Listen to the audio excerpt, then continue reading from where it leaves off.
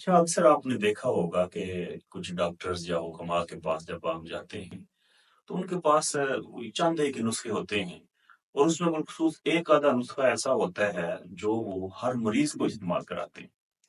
जो भी मरीज आता है उसको वही दे देते हैं और मरीज ठीक भी हो जाते हैं। कई दफा लोग हैरान भी होते हैं कि क्या इन्होंने एक चीज रखी हुई है। एक ऐसा ही नुस्खा मैं आपकी नजर कर रहा हूँ जो यक वक़्त एक ही वक़्त में कब्ज़ पर भी काम करता है, मोटापा भी दुरुस्त करता है, कोलेस्ट्रॉल भी कम करता है, ब्लड प्रेशर को भी नॉर्मल रखता है, केरा और नज़ला ज़ुकाम जो गले में गिरता है, उसको भी ठीक करता है, टाइफाइड चाहे कितना पुराना बुखार हो, उस बुखार को भी खत्म करता है, खांसी को भी ठीक करता है, जिस्मानी दर्दों के लिए भी अच्छा है, गुर्दे और मसाने की पथरी को भी खारिज करता है। बल्कि गुर्दों के लिए तो इतना अच्छा है कि जो क्रेटिनाइन है उसको भी ये नॉर्मल कर देता है, दिल और जिगर पर काम करता है।